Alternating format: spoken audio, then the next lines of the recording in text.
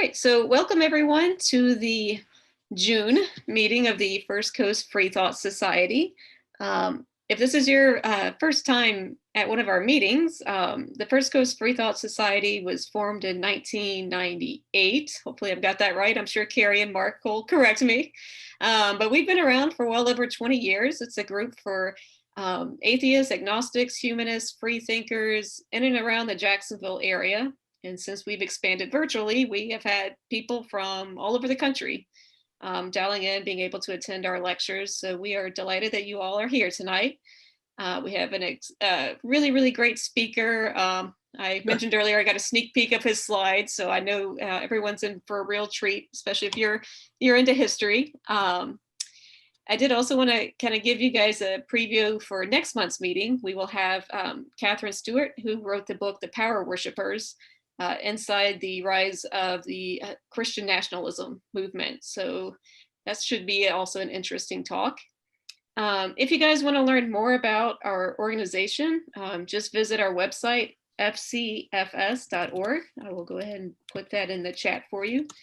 There you can find ways to join us, sign up for our newsletter, which we have thanks to Fred, who does a wonderful job putting it together.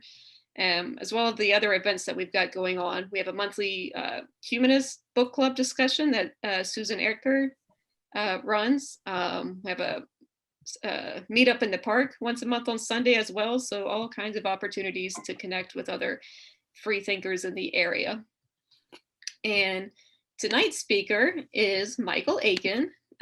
He is a veteran teacher of 15 years at the Social Studies Department at First Coast High School. He has also worked for 9 years in the newspaper industry and for 14 years in advertising sales. He's a graduate of the University of Florida, majored in US history and political science. And his topic tonight is a talk titled The Adams, Jefferson Letters, and Abigail Adams. And Michael, whenever you're ready, if you want to go ahead and share your screen. Okay. And good evening, everybody. Oh, okay.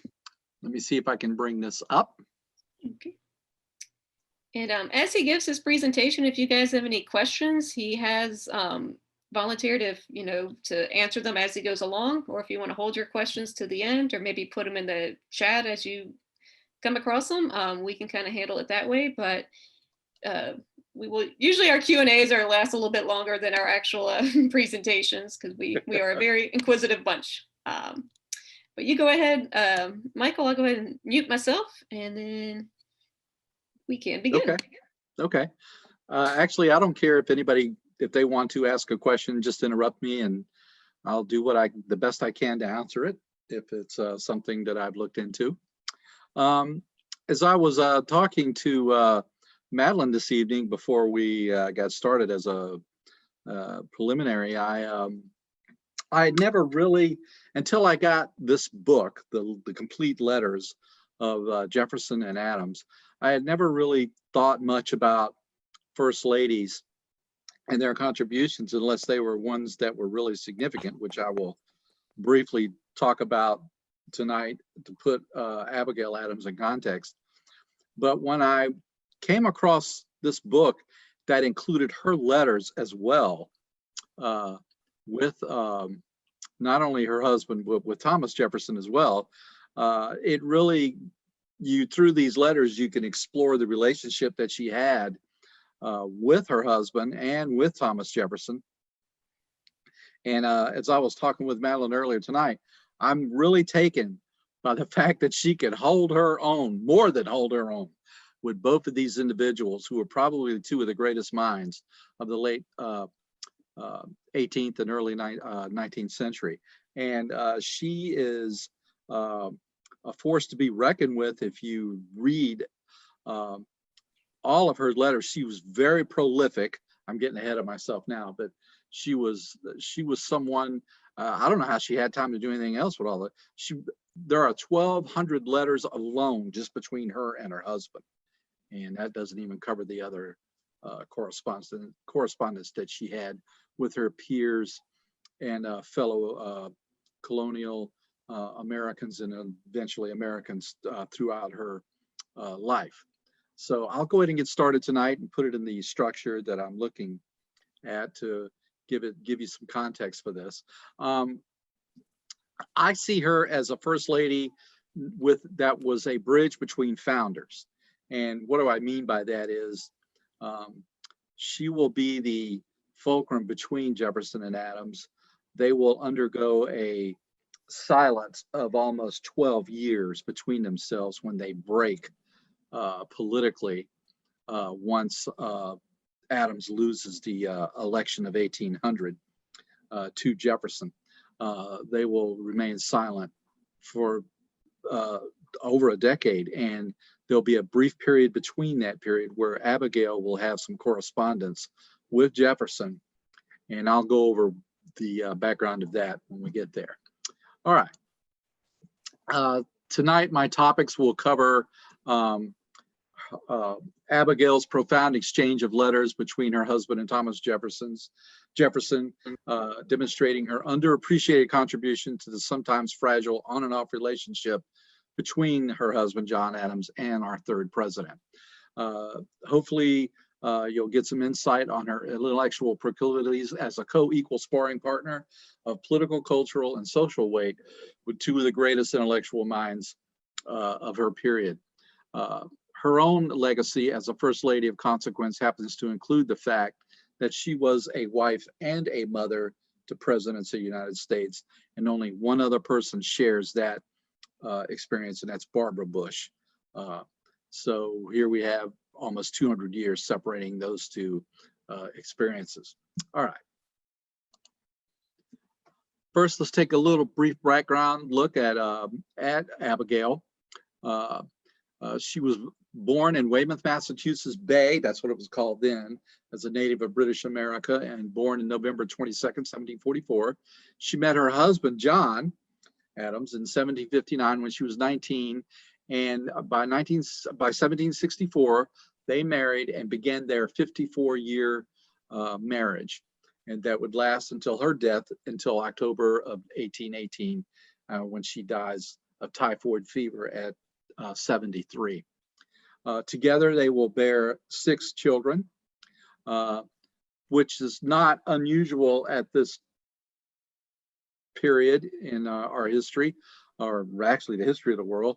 They will outlive, both of them will outlive 4 of those 6 children, which really wasn't unusual for this. And that's usually why people of prominence and means and resources usually had a lot of kids, if they were able to do that. The portrait that you see of her is by an unidentified artist, but it hangs in the Fenimore Art Museum. I believe it's in Boston, and it was painted in 1795 when she was 51 years old. And you could see her dignity and how well she presented herself, even in a portrait here. All right. She was self-taught. She received no formal education, which is all the more remarkable for her. And she learned to read and write through her mother, and she had access to her father and her uncle and grandfather's rather large and extensive libraries that were filled with English and French literature.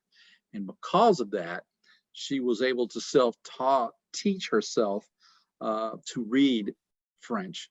But though she could do that, that is one thing I share with her.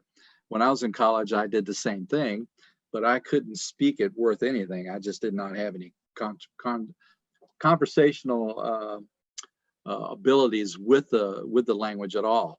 And it's been over, boy, I'm really aging myself now, 40 years. So I've forgotten a lot of the French that I learned just to be able to read it. But there's a letter, which I don't have in our presentation tonight, that really got away from me, where Jefferson writes to her and gives her the lyrics to this song that he heard, and he gives it to her in French, obviously because he's aware that she can read it and understand the song lyrics. She was an avid reader, and she would become one of the most erudite women to ever serve as First Lady. During my original purpose of this was to talk about this book that you will see in a few minutes, called The Complete collection of Adams and Jefferson letters. I ran across this book that I'm going to get that I did not know existed. It's from the Library of America series edition, and it's edited by a scholar named Edith Gels from Stanford, and it's based on the Michelle R. Clayman Institute for Gender Research, and that really caught my eye because they consider her very significant if they've concentrated their work on her. This publication, which, like I said, I'm going to get when I can get my hands on it, includes 430 letters, not just to her husband, but to her son, John Quincy Adams, Thomas Jefferson, Mercy, Otis Warren, James and Dolly Madison, and Martha Washington. Her letters, according to the inset page of the cover, reflect a lifelong and abiding advocacy of education and women's rights, which you could get a sense of by reading the letters and the topics that she has a discussion with Jefferson on an ongoing basis. All right. Gels called her an erudite and witty and uniquely talented commentator on political developments and social conventions. Adams is, in Miss Gell's words, a homegrown Tocqueville, a writer whose observations and insights shed light on America and Americans of her time. And when you read her letters, that's exactly, I hadn't really connected that, but when I saw doing this research, when I ran across this book and saw her inference with Tocqueville, I thought, yes, absolutely. It includes, this book will also include her famous letter where she called for Adams and his fellow members at the Continental Congress to remember the ladies when they were meeting in Philadelphia. And that letter reveals an astute political sense, offering an unrivaled portrait of the American Revolution on the home front. All right. This is the book that got me started on this, the Adams Jefferson Letters. And it's a complete correspondence between these two individuals. And it wasn't until 1956 that these letters will be able to taken from different sources and put together in a couple of volumes, but they were still missing some. And it took this Mr. Capone to finally put it together in one volume and grab them all from these disparate sources and put them together. The entire book contains 386 letters between the three of these individuals. Amazon, boy, for some reason, the Amazon books had this little piece about it that I'd like to read. I thought it was a very good summation of what this book was. It's an intellectual dialogue of the highest plane achieved in America. The correspondence between Adams and Jefferson spanned half a century and embraced government, philosophy, religion, quotidian and family griefs and joys. First meeting as delegates to the Continental Congress in 1775, they initiated a correspondence beginning in 1777, negotiated jointly as ministers in Europe in the 1780s, and served as the early republic, each ultimately in its highest office. At Jefferson's defeat of Adams for the presidency in 1800, they became estranged, and the correspondence lapses, as I'd already inferred or talked about, from 1801 to 1812, almost a dozen years. Then is renewed until the death of both in 1826, 50 years to the day after the Declaration of Independence. It becomes, of course, legendary and mythical that they died together on the 4th of July in 1826. Each one, as they died, thinking the other one was still alive.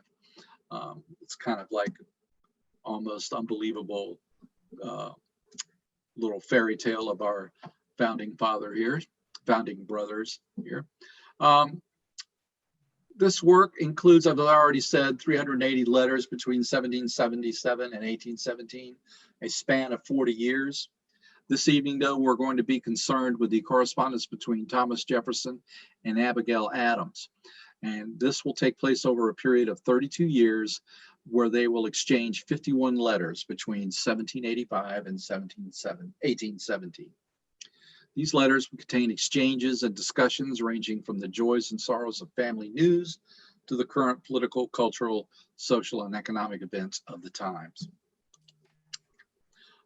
Here you see a portrait of her by Gilbert Stuart around 1815 when she was 70 years old. This is about 3 years before she will pass away. There would be over 12, I already mentioned that there was 1,200 letters alone between her and her husband. Some examples of her writing, and you know my mind is much occupied with affairs of our country. She wrote to her husband in 1793, "If as a female I may be called an idle, I never can be an uninterested spectator." And boy, she wasn't. She had an opinion on just about everything. And as I was talking with Madeline before we came on, it's an opinion, and it's an informed one when she offers those opinions. If you complain of neglect of education in sons, what shall I say with regard to daughters, who every day experience the want of it? With regard to the education of my own children, I find myself soon out of my depth and destitute and deficient in every part of education. That's an excerpt of a letter that she sent to her husband in August of 1776 when he was still in Philadelphia and she was back in Braintree. She was a woman who was very interested in the fact that educational opportunities needed to be open to not just males, but to females in this new society that we were building. I wanted to put her, before I got into what she did, in the context with other first ladies. And what I did is of course, this is all just my opinion, but I ranked my top 6 first ladies. And I put her in that ranking to show where I felt she fit into these very consequential first ladies. I felt like there were 6 of them. Of course, the other first ladies had contributions on different levels in the past to our country and our government. But these 6 really were of significance. And the first one I think that is the highest is Hillary Clinton. She was a first lady that not only held that position, but of course she was a Secretary of State. And in her own right, she has an educational background that rivals anybody around her. It would be hard pressed to find her in a room where she probably isn't the smartest person there. So I consider her the first lady, the most consequential. And that is then it's followed by Michelle Obama, who brought with her the fact that she was the first person of color to hold that position. She also lent an air of grace that rivaled that of Jackie Kennedy, who I did not put in my top 6, but she would be 7. It was hard not to put her in that top 6.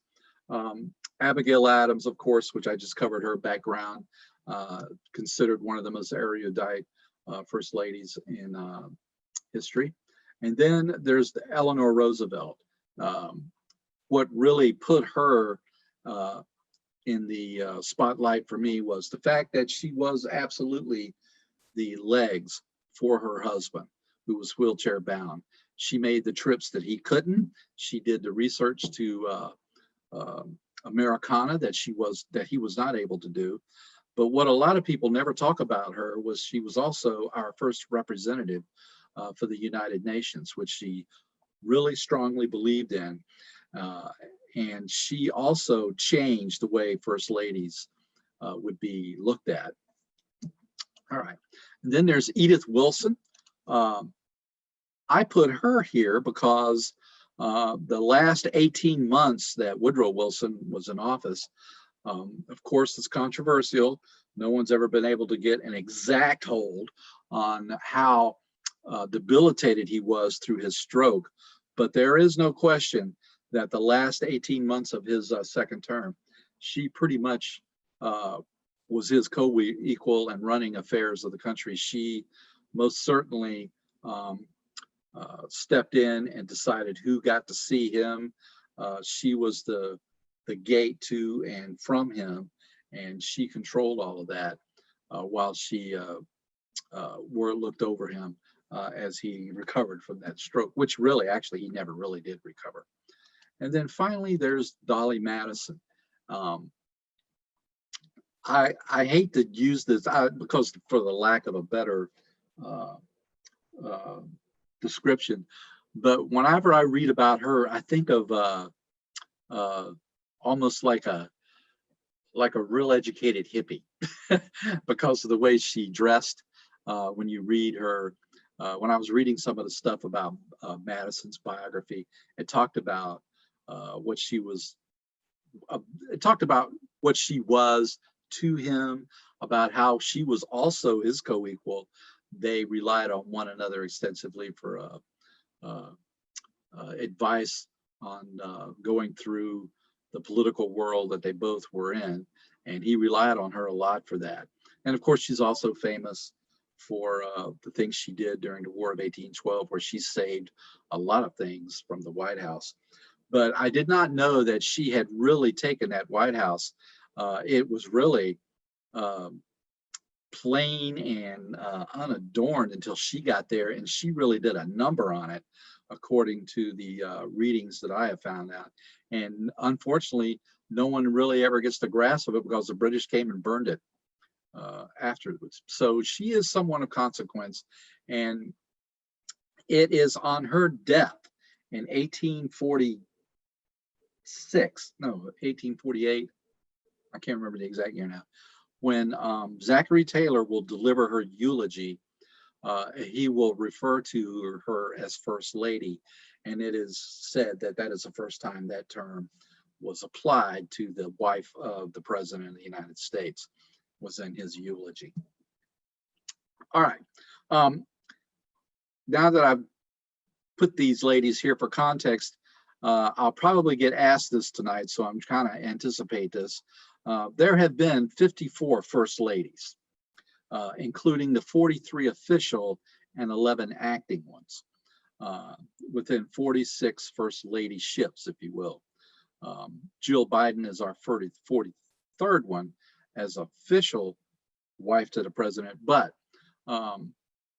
there were other presidents who had more than one person that acted as hostess of the White House, and that's why there's a disparate in the number between 54 and 43.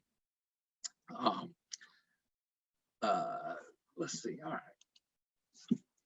Let's take a look at Abigail's views, which I found fascinating. The book that I discovered that had all of her, that had more of her letters to other people, it had that famous letter in there that she wrote to her husband in Philadelphia in March of 1776, where she calls out to him.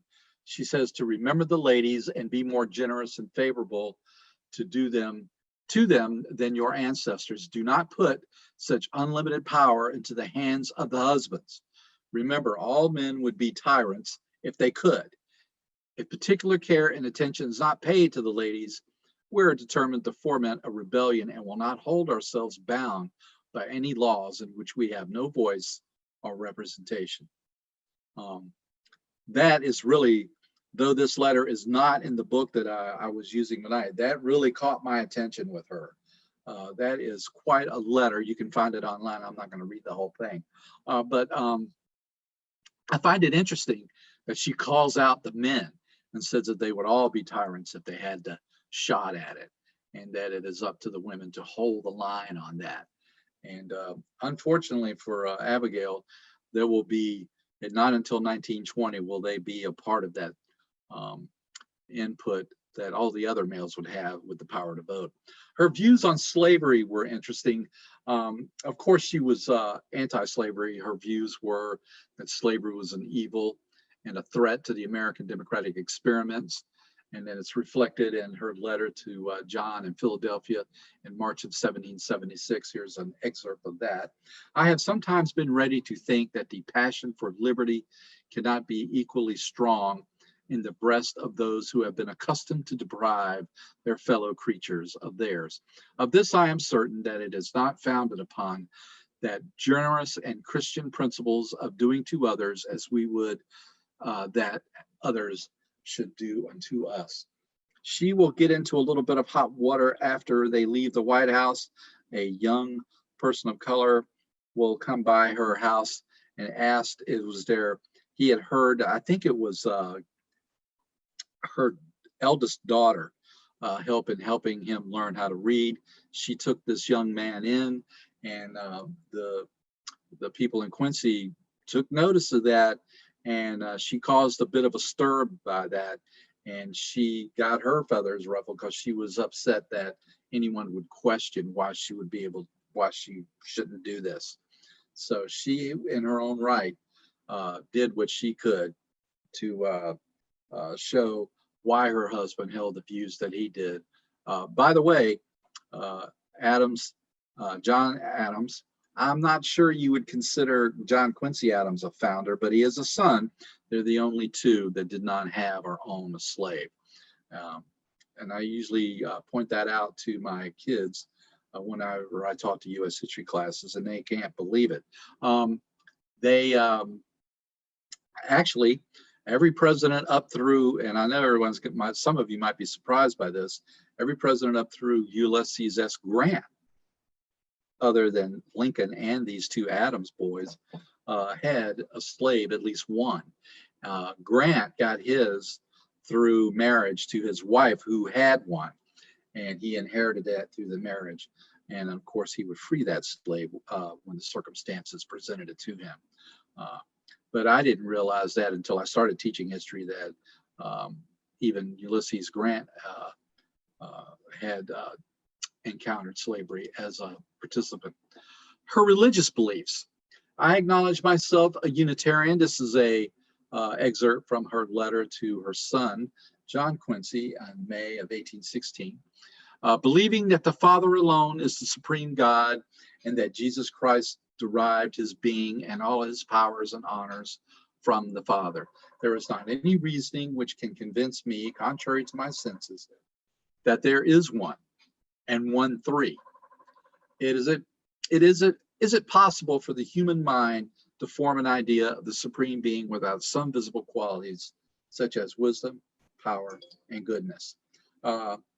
This letter was sent to her, like I already said, to her son John Adams, and over her long life of 73 years, her religious beliefs, like her husband, evolved over a period of times. And this is 2 years before she dies. In this letter, you're talking about the fact that she is a Unitarian. The church that she attended in Quincy was a Unitarian church. And she, of course, is in this letter, shows her connection to all of that. On revolution. In her biography on Abigail Adams, Lynn Withy, when I looked into that, they consider her, probably Miss Withy, to be so far to have written the biography on her. And she argues for her conservatism, and not in the way that you think of conservatism, but after the revolution. As she feared revolution once it had taken place, she valued stability, believed that family and religion were the essential props of social order, and considered inequality a social necessity. Now, I am going to highlight a letter between an exchange between her and Thomas Jefferson, where this will come up, and I find it fascinating that she held these views about inequality being a social necessity. She argues that her 18th century mindset also held that improved legal and social status for women was not inconsistent with their essentially domestic roles as spouses. Especially in education, to further the ideals of the Republic and the ideals of the Revolution.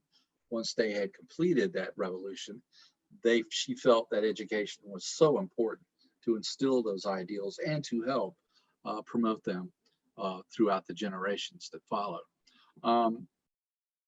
she uh, again, that inequality, that she considered any. Oh, what I wanted to, I lost my train of thought there for a moment.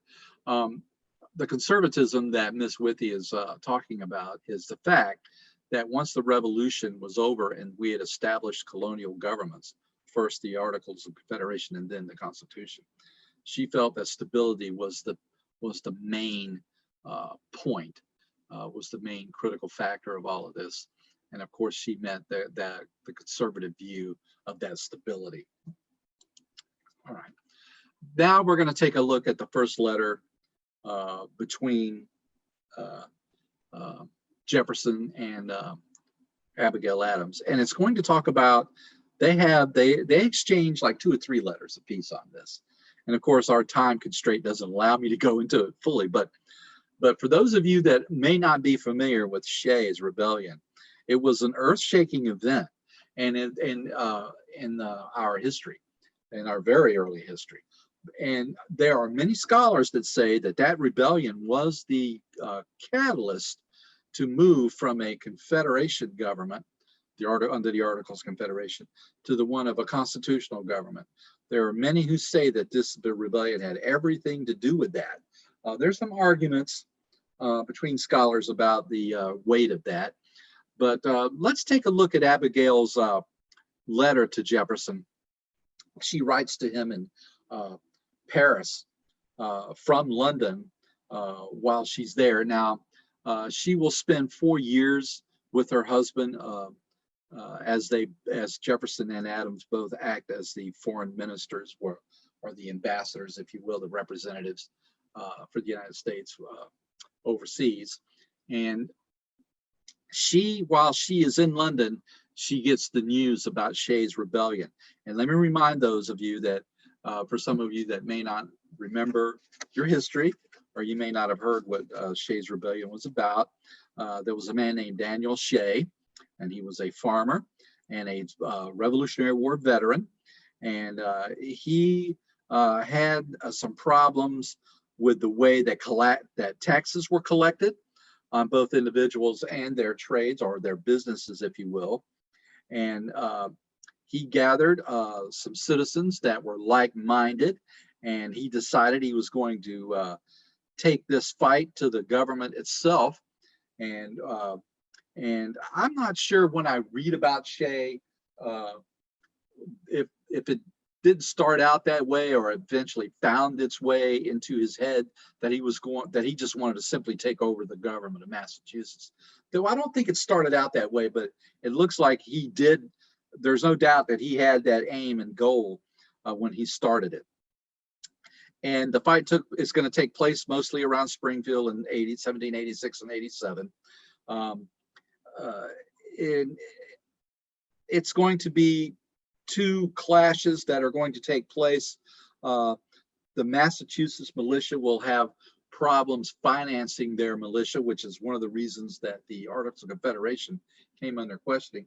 The state of Massachusetts is going to have trouble financing the militia to put down this rebellion. Eventually will be put down by the state militia later, after almost a year. And a private group will also be joining into that, being financed to put this down. Now, the consequences of all this will be that over 4,000 individuals will sign a confession that they knew about or had something to do with this rebellion on the way taxes were collected, and how much, and the way they were used and collected in the state of Massachusetts.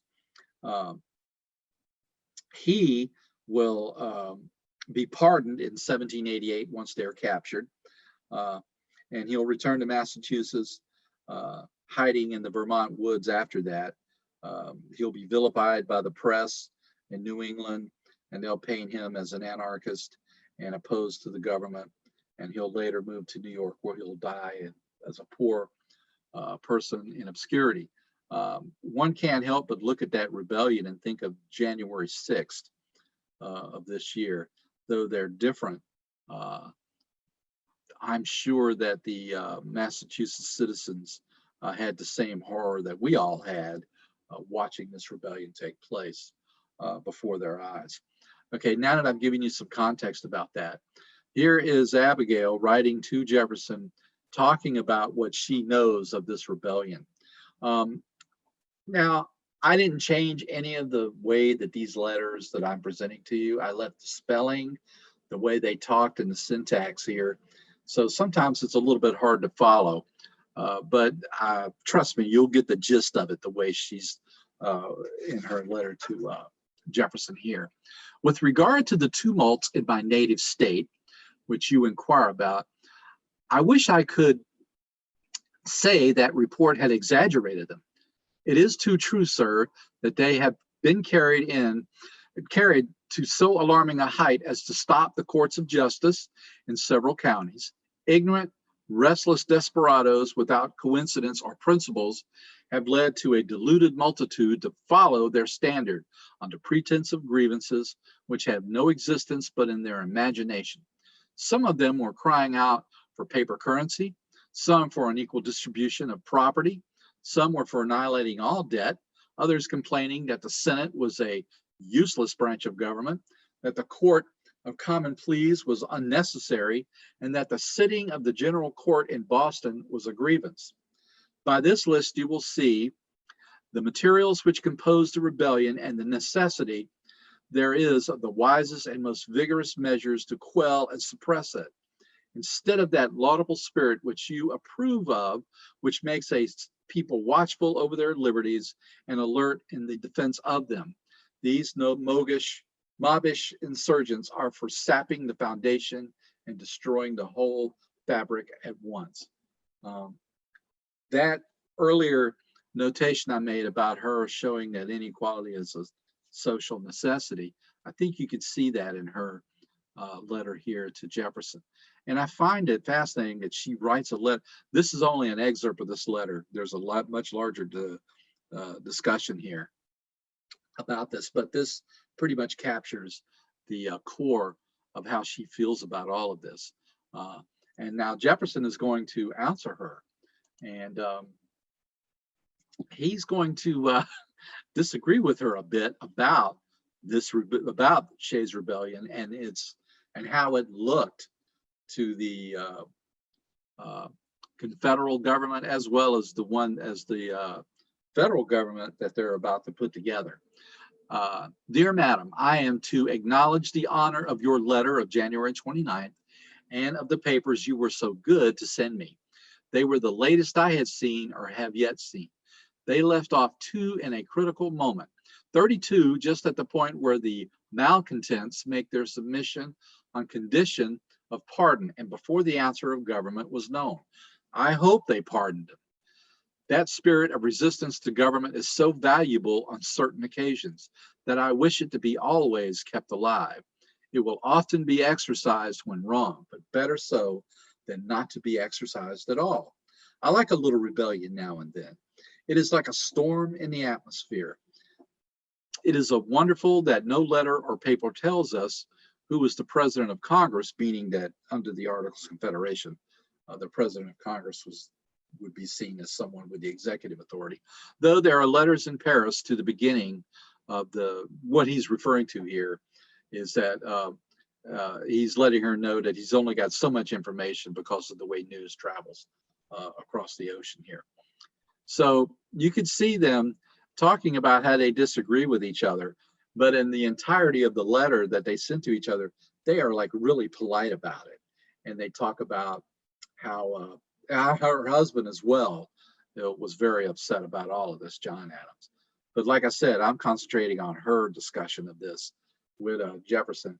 And it's fascinating to see a woman like this having a conversation about those kind of issues during this colonial period of our time. All right. Next, Abigail and Jefferson are going to talk about sedition. And this, of course, refers to the Alien and Sedition Acts, the 4 that were passed in the Federalist-dominated 5th United States Congress. Of course, John Adams will, as president, will avail himself of these 4 acts, and he will put a couple of individuals in jail because of what he considered their criminal fallacies that were uttered by them about himself and the federal government. These two laws, the ones that are sedition acts, will expire, or when they were passed, were passed with an expiration date on it, and they will be allowed to expire and not be revived. But the other two that talks about the natural, the citizens, and the let me see if I can get the exact wording here right. They're hold on just a moment. Yeah, the Naturalization Act. That is the third of the act, and the act concerning aliens. Those two are still on the books, and those two will be used in a variety by several presidents once they are enacted, all the way up until today, when I've heard both of them referenced by both parties when talking about immigration. Now, Abigail, of course, is for these laws that are passed. And let's take a look at her view of this as she writes to Jefferson on July 1st of 1804. Actually, I need to put this letter in more of a consequence. What prompts this letter is the death of Jefferson's daughter, Polly. She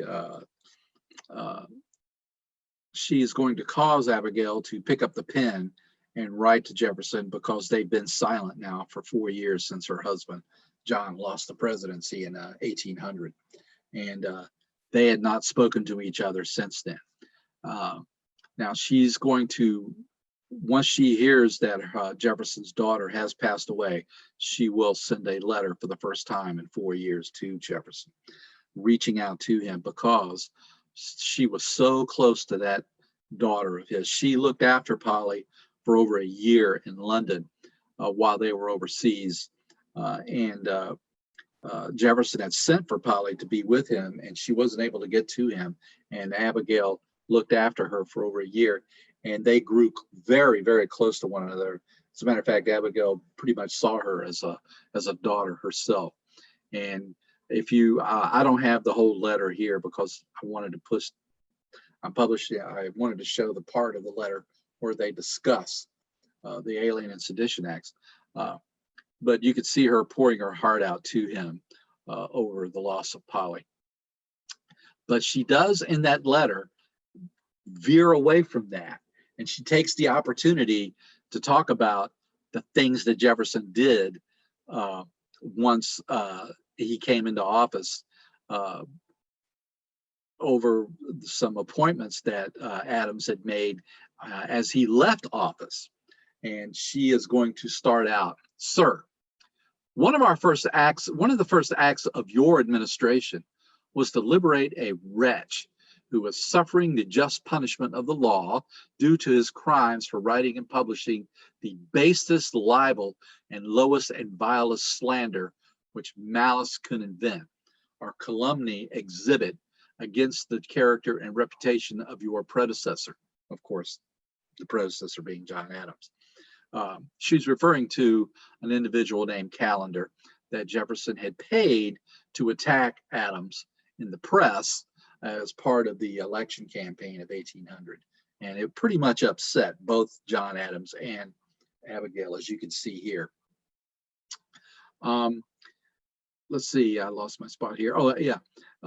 Character and reputation of your predecessor, of him for whom you protest the highest esteem and friendship, and whom you certainly knew incapable of such complicated baseness. The remission of Callender's fine was a public approbation of his conduct, and it is not the last restraint of vice, a sense of shame rendered abortive if abandoned the characters to not excite abhorrence. If the chief magistrate of a nation whose elevated station places him in a conspicuous light and renders his every action a concern of general importance, permits his public conduct to be influenced by private resentment, and so far forgets what is due to his character to give countenance to a base calumnier, is he not answerable for the influence which his example has upon the manner and morals of the community?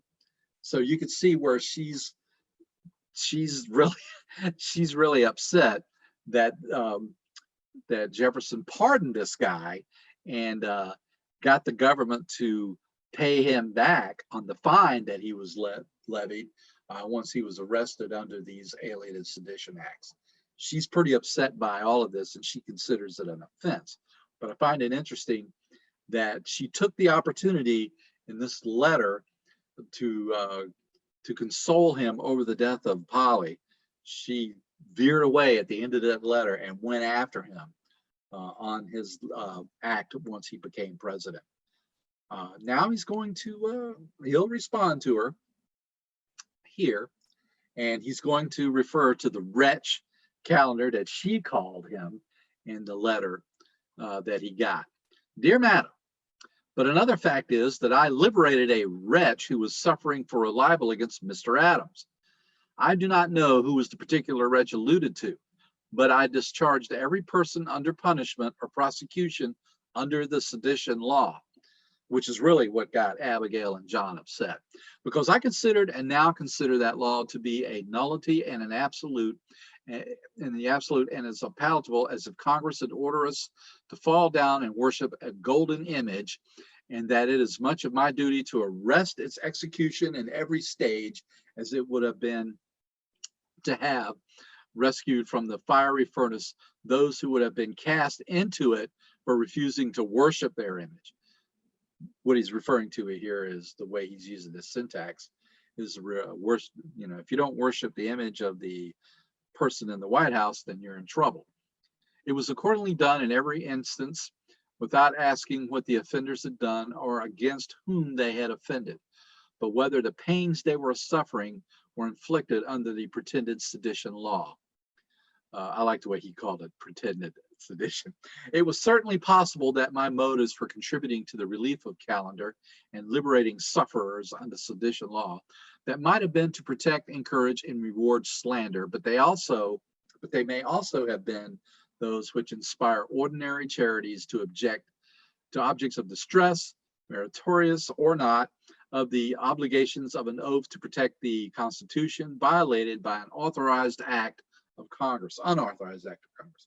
Which of these were my motives must be decided by regard to the general tenor of my life.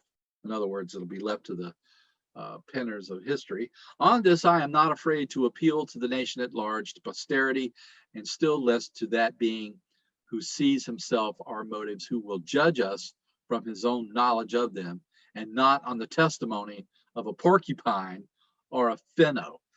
Finno was a editor that wrote in defense of the Federalist Party, and here he is comparing Finno to a porcupine.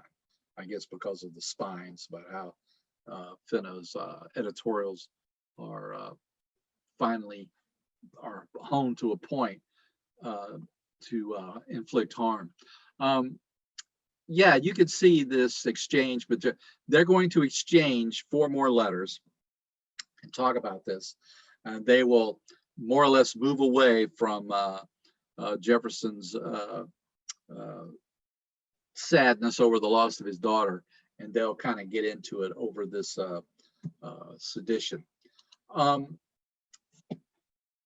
They will, like I said at the beginning of the presentation, they had 52 letters, 51 between them.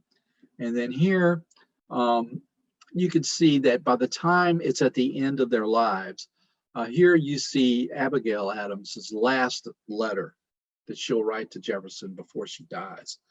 They had gotten into a regular, once he left office, excuse me, and they started corresponding again. They did it on a regular basis. And here she, in her last letter to him, to show you the affection that they'll have before they pass on. What right do I have to be one of your tormentors, and amongst the numerous applicants for introductory letters? Why, I will plead old acquaintance, old friendship, and your well-known benevolence, but to the subject of my present address. And here she's sending out a letter asking for Jefferson's help to give an introductory letter to a gentleman that's going overseas to study in France. I can see that I've been long-winded on this, so I'll go ahead and cut this short. I thought this letter was interesting because of the way she opened her discussion with Jefferson with such familiarity and with affection. And of course, he'll come back to her and say that your letters are always welcome and your requests are commands to me, saying that, you know, all you need do is ask. And if I'm able to, I will perform what you're asking. And I only regret that I can do little towards obeying them, because now they've both been out of office for quite a while. It's been over 20 years since he left France. And in an ordinary course of mortality, has swept off 7/8 of my acquaintances, to when this lapse of time is added to the knife of the guillotine and scythe of constant and sanguinary wars. I just love the way he writes, the way that he uses his words. But he is talking about here that he's not going to be much help for her friend, but he is taking it he's taking it to heart, her request of him to do what he can. And of course, he won't know that this was the last letter, because he'll find out, I believe, within the year that she will have passed away. I found a copy of this letter. This was the last letter that he sent to her, and you can see how it's preserved. You can see the penmanship that she used, that he used to write to her. During the last 2 years of her life, she and Jefferson wrote each other twice. In his dreams of the future, he always fancied the Adamses by his side, while she recalled the pleasure of the continued friendship of the philosopher of Monticello. That was one of her, that was taken from a letter I believe she wrote to her son, John Adams. But I hope you got a sense by looking at this tonight of what kind of individual she was, why she is one to be studied, and she is fascinating. She's going to remain to be fascinating to me, and I will probably within the next month or so try to get that book on those 400 or so letters that she has, not just to Jefferson, but to a full spectrum of individuals from which she has relationships with. So if anybody is still awake, I hope you found this somewhat entertaining or enlightening, and I'll be free to take some questions or listen to any discussion that you have. I have one. Just have, I know the letters that Jefferson corresponded with his wife, who died in 1782. They were married for about 8 or 9 years. That he had destroyed all of her correspondence, although only one letter of hers has survived. Under what circumstances that Abigail Adams' letters to Jefferson survived? That or in what circumstances that that he maintained them, or do you have any idea about that? I'm not sure what your question is. Ask that again. Given that he had destroyed his own wife's letters, and but he saved Abigail's. I just curious if you know anything about this. If his mindset may have changed over from the period when he didn't want anyone to know about his own correspondence with his own wife, and then saving his correspondence with Abigail Adams, so they survive for history to be aware of and to read. Yeah, I will say this though, to try to let you know what I did find out about that. If you read some of the stuff in this book, both Adams and Jefferson were upset that people kept reading their mail to each other. Whenever they got mail or correspondence from each other, by the time it got to them, they noted ruefully that the letters had been opened and looked at, and not just by the postmaster or postal people, but from editors and such, because they considered these two guys to be of importance. I have to tell you that they both had it in their heads. They knew how important they were. They knew how it was important to save these letters that they had. I have to tell you, the three of these individuals, I don't know how they had time for anything else with the letters that they wrote. They were really prolific, and they must have spent a couple of hours a night just sitting and writing to each other. I can't imagine the leisure time that they had other than that. I hope that answered some of your questions, but all three of them knew the importance of what they were doing and why it would be something to hold on. Yes, I did. I believe Jefferson did destroy some letters. I think probably having to do with his situation at Monticello, his domestic situation with Hemmings and others. You know, though, from what I read on Dumas Malone's, I've got his 6-volume biography. He really didn't. He was really infatuated with his wife, but she died when she was a young woman with him. And so it wasn't until then that he started paying attention to the slaves that he had, especially Sally Hemings. From what I've read, Sally Hemings looked a lot like his first wife. Yes, yes, yes, I've read that they resembled each other. Yes, indeed. They had the same father. Yep. Anybody else? Janella's got her hand up. Who's got their hand up? Janella has her hand up. Okay, I've got to do something because I'm not getting my whole screen up here. I've only seen 3 or 4 people here. So let me just give me a moment to figure this out. Yeah, I think if you stop sharing your screen, you should be able to see everybody again. How do I do that? I may have to kick you off of the screen sharing. Hang on just a second. Yeah, there you go. Please do. Now I can see everybody. Okay.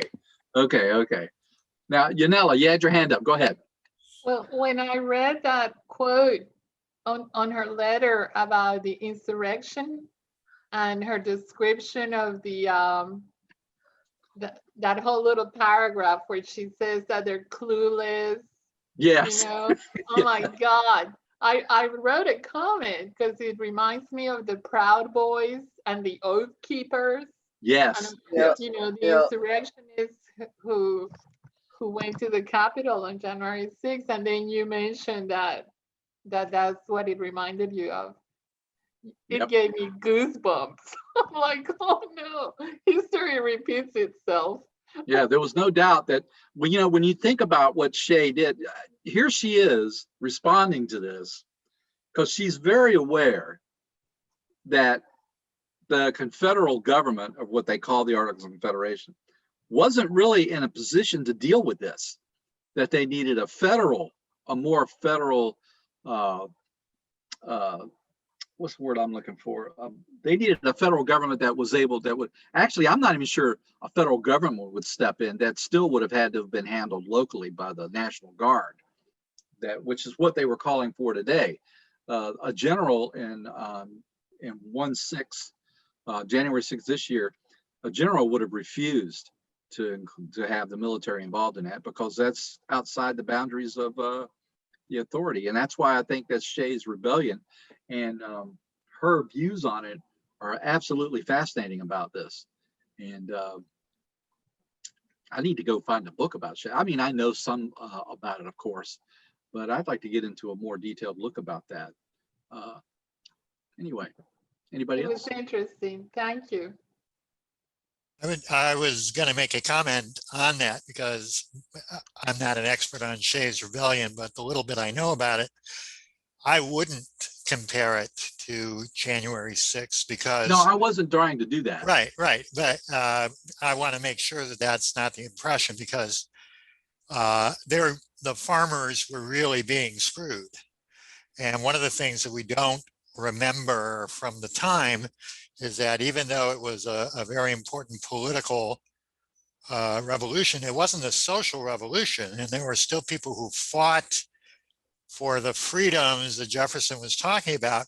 And then they found out they couldn't vote because they weren't property owners. And they couldn't vote, and the legislators were all from the elite, and they were screwing the common people. This wasn't based on the kind of lies that Trump was spreading. This was based on real suffering by people who Yeah. had been screwed out of what they were fighting for. Well, here's So, Shay. But Here's David, Daniel Shay. Go ahead. I just want to point out that exactly, I understand that, but those historical accounts are being taken over by the Trumpy followers. oh, true. And they're using them to justify what they're doing now. And Yeah, but the Proud Boys and all that you referenced, they all have a franchise to vote with. Daniel Shay, here he is, as David so astutely pointed out, he wasn't a property owner, and here he is, a guy that did not have a franchise to vote in. And what was the phrase that everybody talked about when the new country was being born? Yeah. No taxation without representation. And that's what that was what was happening to Shay. He was being taxed with no say on it. That's happening right now. The working class are paying mandatory taxes while the gazillionaires are, enjoying a free ride on our backs. Right. Exactly. So what Kind of is the the same next thing. rebellion? Yeah, but what I found interesting because- about this was that yeah, Abigail they're Adams. llamas. Well, what I found interesting was Abigail Adams didn't see it that way. She saw, in that letter, if you take the tone that she was using in that letter, she saw instability in it. She saw the government being taken out of the picture, and that would only lead to anarchy. The way Shay, and actually Shay, that's what was happening. Shay was he was headed to take over the government. Yeah, because the government was with the rich, and the rich in the government didn't give the little peons what they deserved. Right. Just like what's going on now is what Janella said. And I see a rebellion that may happen. What is this, But I'm like David, do not compare Shay's rebellion to January 6th. That's No, different issues. Yeah. I said I think there's a rebellion going to come. Right.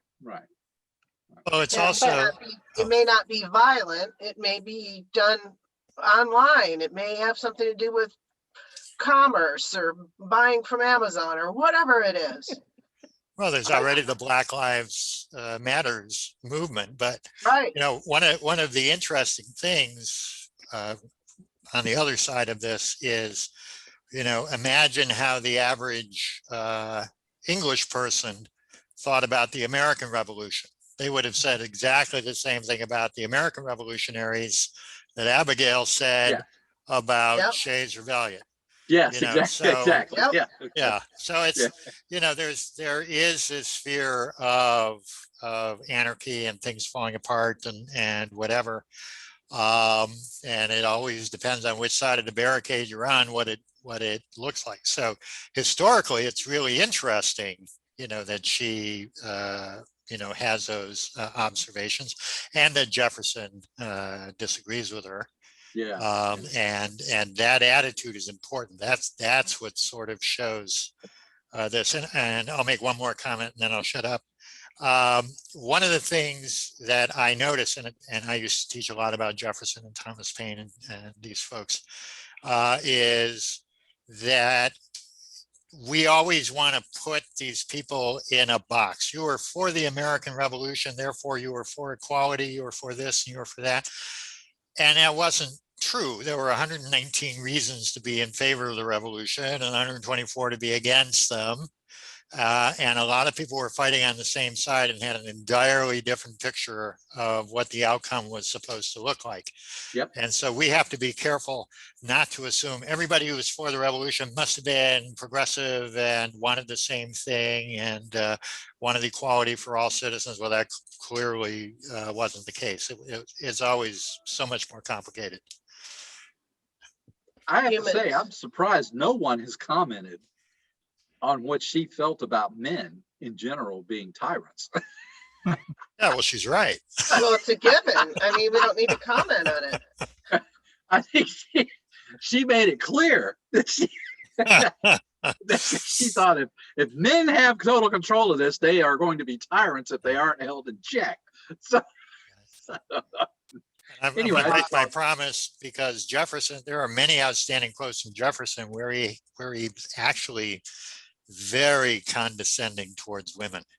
There was Yes. one letter where he said, "Oh, we shouldn't trouble the poor ladies with these important questions of state because, Yeah. they're too delicate to handle it." So Jefferson wasn't exactly Mary I got to tell you, I Wollstonecraft. almost wish I could have been sitting beside him when he got that letter from her about Shays Rebellion to see to see the expression on his face as he read that.